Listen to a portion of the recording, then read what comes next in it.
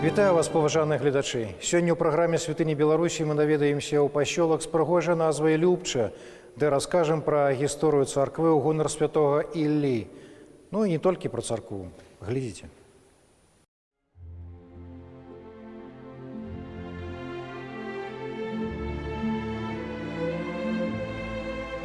Пасёлак Любча знаходзіцца на ўзвышшы, недалёка ад Навагрудка, на левым беразе ракі Нёман, адкуль адкрываецца вельмі прыгожы від на наваколле. Само пасяленне Любча ўпершыню згадваецца ў сярэдзіне 13 стагоддзя.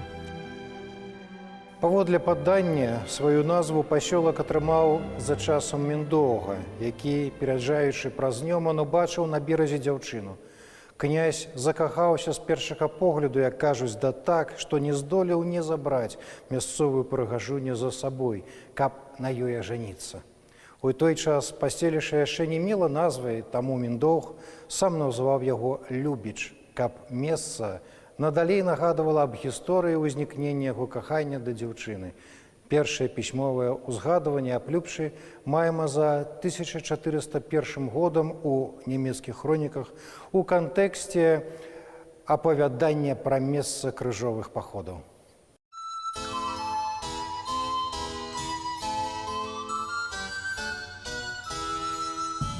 Да канца 15 стагоддзя Любча набыла статус мястэчка, якое было даравана Храптовічам. У 1499 годзе Любчу купляе Гаштольд, потым Ян Кішка у 1547 годзе. Кішкі валодалі маёнткам даўжэй астатніх і зрабілі яго вельмі знакамітым. Ян Кішка узвёў тут велічны замак у 1581 годзе, затым арыянскую школу і храм, перайменаваны ў кальвінісцкі сабор. Пасля чаго Любча атрымала магдыбургскае права і ўласны герб ад караля Жыгімонта Вазы. Наступныя ўладальнікі маёнтку радзівілы. З цягам часу мястэчка пастаянна развівалася. Уласна замак сталі будаваць у 16 стагоддзі. Спачатку ўсе будынкі, акрамя ўязной вежы, былі драўлянымі, але потым сталі ўзводзіць каменныя сцены. І на высокай гары з'явіўся панскі дом і храм са званіцай. Вот уже 31 год почти я несу послушание в этом храме, в поселке Любча. И за 31 год много прошло через мои руки, через мои глаза. И, конечно же, многое хотелось узнать о Любче, что это за место. Здесь я узнал, что это очень древнее место. Любча когда-то даже имела 2 герба своих. И имела 2 приходские школы. Имела очень много населения. По моим данным, в начале прошлого века только православных прихожан здесь было около 6000 человек. У цэнтральнай частцы пасёлка можна ўбачыць беласнежную царкву прарока Іллі.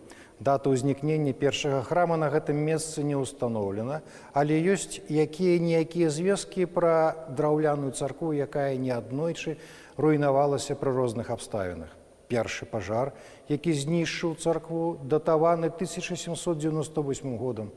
Вядома таксама, што храм аднавілі праз 40 гадоў, але гэты пажар быў не апошні. У 1858 годзе ў драўляным храме правялі капітальны рамонт. Так ён прастаяў да 1910 года, пакуль не спатрэбілася яго знесці. Будынак стаў старым і непатрэбным для набажэнстваў. Наступныя 4 гады на месцы разбуранай часам царквы святога Іллі пабудавалі новы храм з цэглы. Па сваёй форме ён нагадваў крыжовы будынак. Што да архітэктуры, знешнія рысы кажуць пра псеўдарускі стыль з выкарыстаннем элементаў народнага дойлідства. В Любче жили зажиточные люди, поэтому мы и имеем такой огромный большой храм, который вмещает большое количество людей. Но храм построен не просто так, таким большим. Известно, что здесь, на этом месте, до этого храма, было еще 2 храма. В 1878 году был построен храм, но он сгорел. И затем был построен деревянный храм, но изначально не очень надежный, потому что храм построен в 1840 году, и в 1858 году уже производился капитальный ремонт этого храма. И после проведения капитального ремонта еще какое-то время, он там около 40 лет, чуть больше простоял. И как мне рассказывали, еще я 31 год назад, приехав сюда, застал одного человека, который сам лично строил этот храм. Вот. Тот деревянный храм находился внутри этого. Стены возводились прямо вокруг того храма. То есть весь тот храм, мы можем понять, что он был не очень большим, он был здесь внутри. Шла служба, люди молились, но строился и этот храм.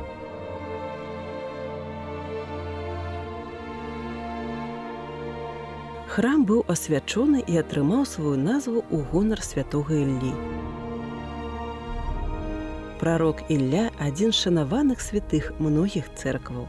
У славян яго лічаць уладаром грому і дажджу, заступнікам ураджаю. Святы Ілля прарок нарадзіўся за 900 гадоў да нараджэння Хрыстовага. Ён быў вельмі дбайным спавядальнікам. Перыяд яго прароцтваў трапіў на царства ізраільскага цара Ахава. У час яго кіравання людзі моцна бедавалі і галадавалі. Усё гэта адбывалася з-за нясцерпнай спёкі. Паданне кажа, што Гасподзь, бачучы пакуты людзей, хацеў сміласцівіцца і паслаць дождж на зямлю, але ён не мог гэта зрабіць, каб не парушыць слова прарока Іллі. Прарок жа стараўся звярнуць усіх ізраільцян да пакаяння і вярнуць іх да хрысціянскай веры. Таксама Іллёй здзяйснялася мноства цудаў у славу Божую. Напрыклад, ён адправіўся да беднай удавы, і яна не пашкадавала для прарока трошкі мукі і алею. За гэта па малітве Іллі мука і алей у хаце жанчыны ніколі не заканчваліся. Яшчэ адзін невытлумачальны цуд. Прарок ажывіў раптоўна захварэўшага і памерлага чалавека. Аднак, нягледзячы на ўсе створаныя ім цуды, Ілля падвяргаўся пераследам і ганенням. Кажуць, што прарок не памёр. Ён, будучы яшчэ жывым, з'ехаў на нябеснай калясніцы.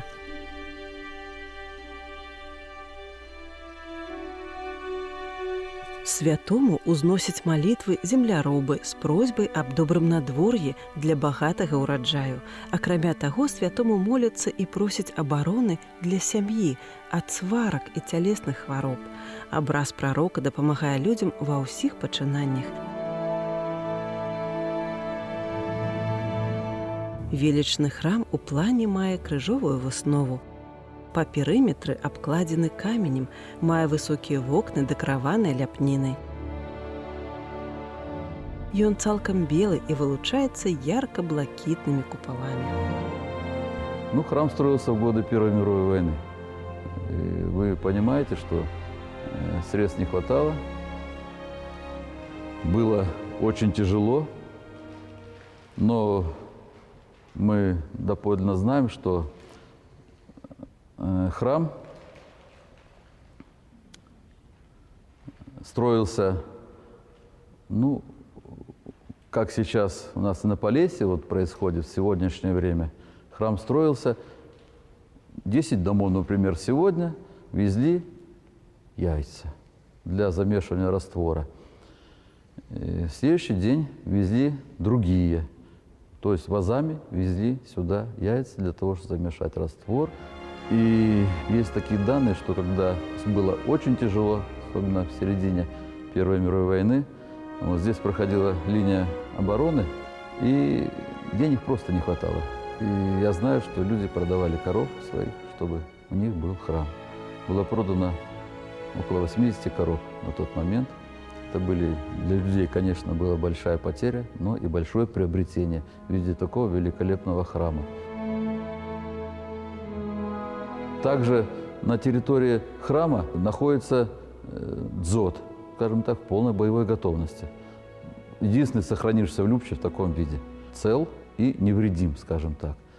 Но где-то в 70-е годы вход в ДЗОТ заделали, потому что боялись, что там гуляли дети, где-то могли забраться, могло что-то может обвалиться или что. Вход заделан. Но у нас есть такая мысль, желание сделать этот ДЗОТ посещаемым.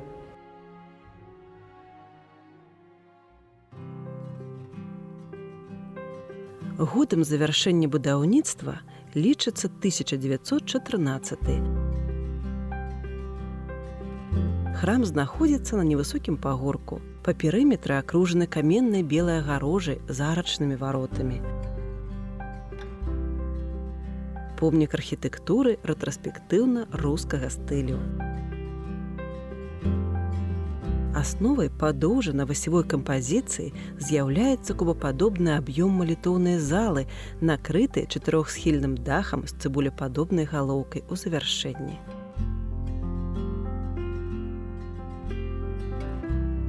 Па восі захад-усход да яго далучаны прытвор, завершаны двух'яруснай шатровай з галоўкай вежай званіцы і паўкруглай апсідай.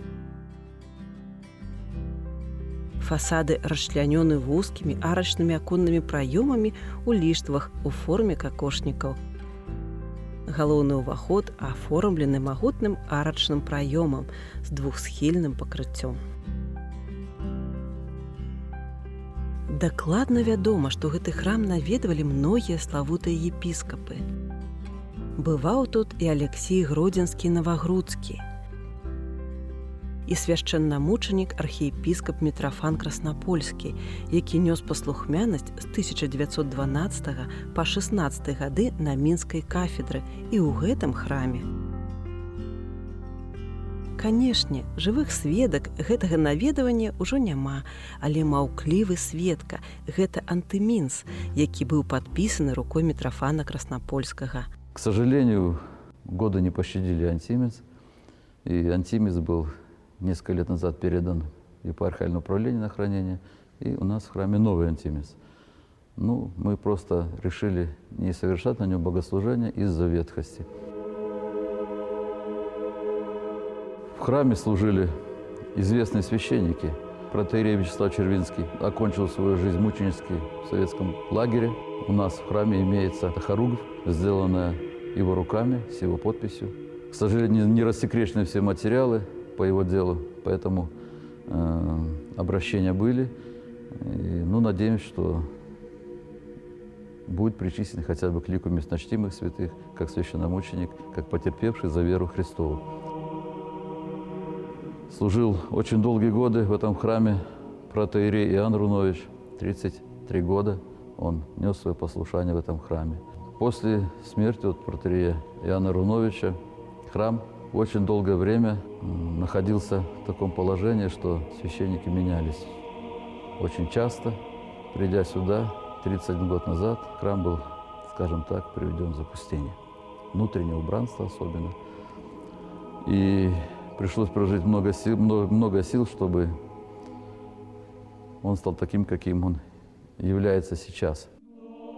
У храме ёсць і асабліва шанаваныя іконы. Напрыклад, мясцова шанаваны абраз Падліпскай Божай Маці. Ікона раней хранілася ў храме ў гонар Святой Троіцы. У гэтым храме абраз захоўваўся да 1914 года, а затым быў вывезены ў Расію і страчаны. Сучасная ікона – гэта копія, напісаная ў 1930 годзе, цудам захаваная і здабытая промыслам Божым 20 гадоў таму.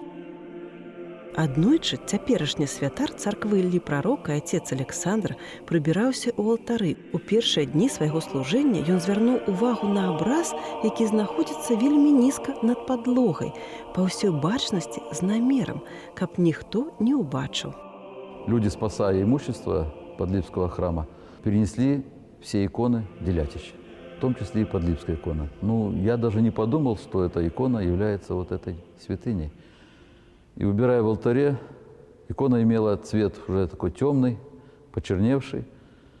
И убирая в алтаре, случайно мне как-то так, Господь, наверное, дал мне увидеть это. Увидел надпись «Подлипская» на этой иконе. икона была с почестям перенесена сюда, в Любчанский храм.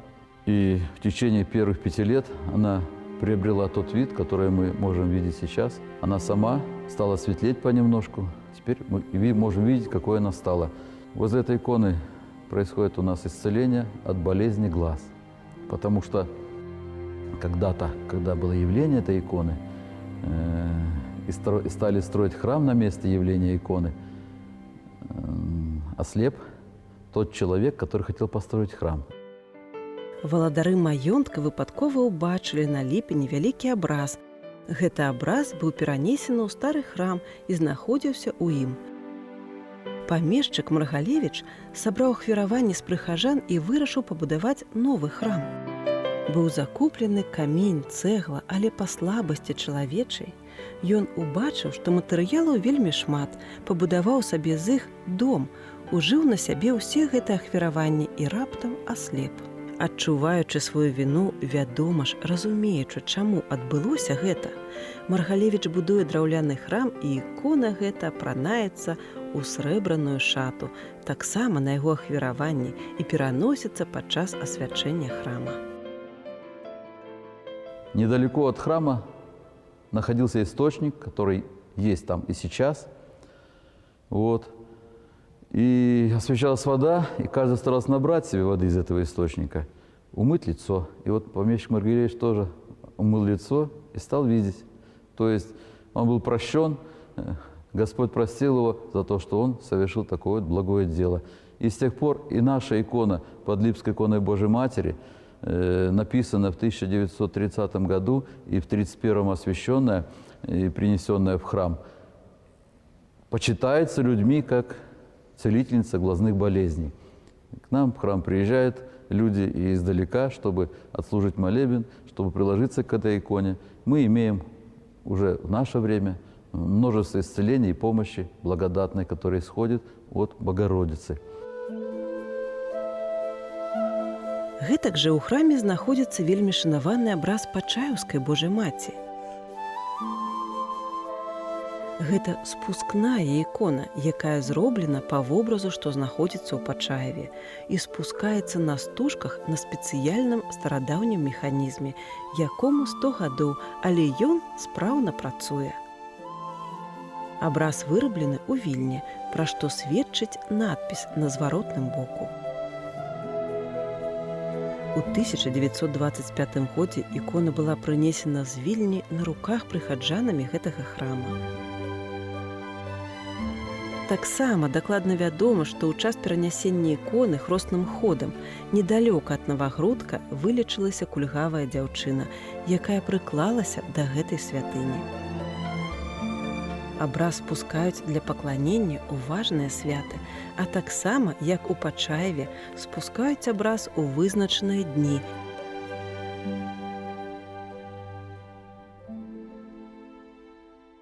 У царкве шмат цікавых старадаўніх ікон. У асноўным абразы былі падаронамі жыхарамі Любчы, і менавіта ў той перыяд, калі храм адбудоўваўся, спадзяемся, ў апошні час. А гэта, нагадаю, было больш за 100 гадоў таму. Таксама разам з іконамі ў храме ёсць незвычайны прадмет – куля, якая падчас Першай сусветнай вайны трапіла ў ікону. І гэта куля была ўзята ў рамку як памяць аб вайне. Храм строился в войну, Великая война. И, конечно же, вот, обследуя храм и находя в чердачном помещении, вот, очень много пуль у нас, пробивая крышу, засело и в балках, и в стропилах, там множество пуль. Одна из пуль, ну, может, даже не одна, но залетела в наш храм и попала в икону. И вот эта пуля нами взята в рамочку, как память об этой Великой войне. Про эти плитки тоже хотелось бы сказать. Плитки этой более 100 лет, которые находятся здесь. Это уже говорит о том, что в то время Любча была богатым местом, богатым местечком, и люди могли позволить себе вот итальянскую плитку. Почему мы знаем, что итальянская плитка? Она с клеймом, каждая плитка с клеймом. В алтаре там у нас откололась одна плиточка, мы ее аккуратно подняли. На ней стоит клеймо итальянского мастера того времени. Эта фирма существует и сейчас в Италии. Ну, сейчас современные средства связи позволяют узнать, откуда она и что. Даже хотели послать запрос, но нам сказали, что плитка эта шла массовым таким тиражом. Если бы это был эксклюзив какой-то, конечно. Вот. Но нам предложили, если мы желаем эту плитку снять, а положить другую, нам сделать это бесплатно. Мы сказали нет. Да. Мы решили ее сохранить, эту плитку. Видите, в каком состоянии она находится, прекрасно. Унікальны ў храме і іканастас. Ён дзівіць сваёй вытанчанасцю і прыгажосцю. Іканастас ахвяраваны памешчыцы Лідіяй Эдуардаўнай фон Пойкер, якая жыла ў Любчы, была прыхаджанкай мясцовага храма. Па замове гэты іканастас быў прывезены і ўсталяваны ў час Першай сусветнай вайны ў гонар княгіні Лідіі. У іканастасе знаходзіцца яе ікона святой мучаніцы Лідіі, што вельмі рэдка для храму. Как радовались ее родные, которые приехали из Австралии. Несколько лет назад приезжали, они были в Любче, из Австралии, из Италии, из Германии. Было человек, наверное, 8 их приехало к нам в храм сюда, зашли специально. Вот. И я им рассказываю о их прабабушке, что вот так помогала храму, и в честь ее в иконостасе встроена икона ее святой. Они были поражены до слез, что мы храним такую память о их прабабушке. Да. И есть еще и записи такие, что она жертвовала на Подлипскую церковь, евхаристические сосуды. Вот. В то время евхаристические сосуды стоили 450 злотых. Это были не маленькие деньги даже для княгини, для помещицы. Вот. Вела такую меценатскую деятельность очень большую она. И мы об этом помним и всегда молимся о упокоении ее души.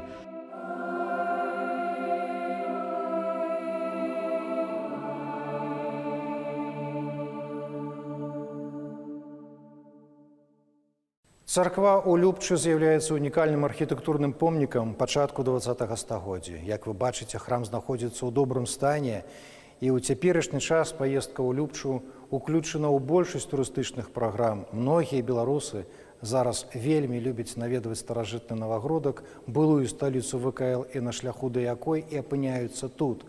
Але пры любым сваім маршруце не лянуйцеся і наведайце Любчу і не пашкадуеце. Сярод знакамітых людзей у Любчы нарадзіўся таленавіты кампазітар Мікалай Набокаў, брат знакамітага пісьменніка Владзіміра Набокава. Фалькларыст Саламон Рысінскі, першы вядомы чалавек, які назваў сябе беларусам, а сваю краіну Беларуссю. І нават духі з сусветным імем «Трэзор», продажы якіх пераўзышлі нават легендарную «Шанель номер 5», прыдумала ўраджэнка Любчы Сафія Ходаш-Гройсман. Выходцы из Любчи, это на сегодняшний день мы знаем их очень много. Перечислить всех, может быть, обидеть кого-то даже. Но место благодатное, место хорошее. И мы, конечно же, ждем, чтобы к нам в храм приезжали не только наши местные жители, а приезжали поклониться Подлипской иконе Божьей Матери и спросить у нее благодатной помощи, которую она оказывает всем, кто к ней обращается. И спросить помощи у нашего покровителя храма и покровителя прихода святаго пророка Божия Илии.